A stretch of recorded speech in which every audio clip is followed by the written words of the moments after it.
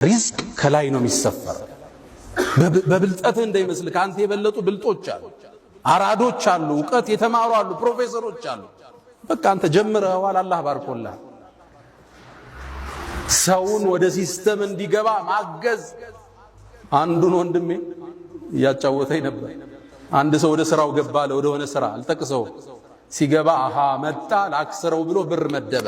ሌላው ወንድሙ ሙስሊም ናቸው ብሎ ይሄ የመደበው ከስራው ወጥቷል አለ። ያ የተመደበበት በዛ ስራ ላይ አንደኛ ነው አለኝ። አታስቆመው መስሎ ሰዎች እንዲያድጉ አጋጅ ና ይሄን ስራ እስኪ ተለወጥ። ዘውዲያ ኩራት እኮ ገሌን እኮ እኔ ያስጀመርኩት ስትል ደስ አይልም። እሱስ ቢሆን ሰው ፊት ቁጭ ብለህ እሱ እኮ ነው እጄን ይዞ ወደ ንግዱ የከተተ ሲል ክብር አይደለም? ደስ ይላል። ሪዝቅ ከላይ ነው። ወንድምህን እገዘው አብሮ እንዲያድግ እንዲወጣ።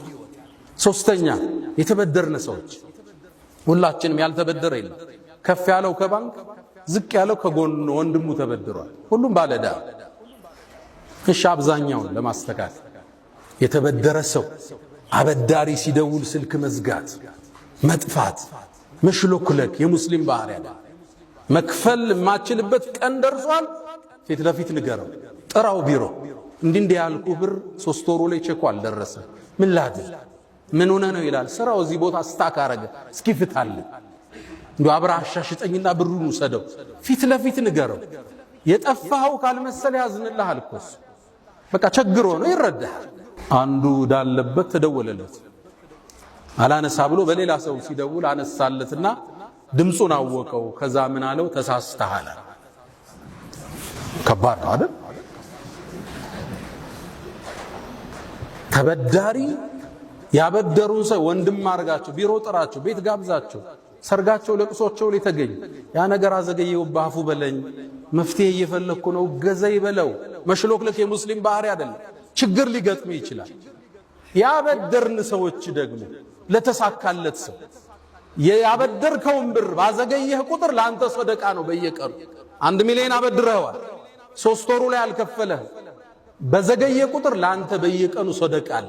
ፈናዚረቱን ኢላ መይሰራ አላህ እስኪያገራለ ትንሽ ለቀቅ አረግ። አላህም ከላይ ለቀቅ ያረግልሃል። ስታጠብቅ ወይ ገቢዎች ይላክብሃል።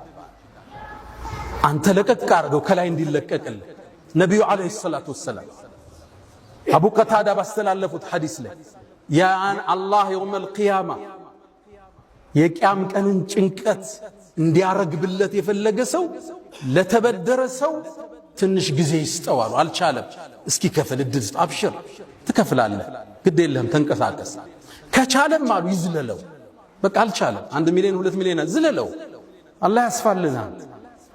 ነብዩ አለይሂ ሰላቱ ወሰለም ስለ አንድ ትርሚዚ ላይ በተዘገበው ስለ አንድ የአላህ ባሪያ ያወራሉ። ከሳቸው መላክ በፊት ንግድ ሰዎችን በብድር ያበድር ነበር። ከዛም ለሱ ሰራተኞች ምን ይላቸዋል? እዳውን መክፈል ማይችል ሰዎች ሲመጡ ዝለሏቸው፣ እለፏቸው ይል ነበር። ሰው ያበድራል፣ አንዳንዱ ከስሮ ይመጣል። እዳ አለብህ ያልክ አታሳድድ። በቃ የለውም፣ ስታየው የሚሸጠው ነገር የለው። ሲቸግሯቸው ሲመጡ ዝለሏቸው ይል ነበር።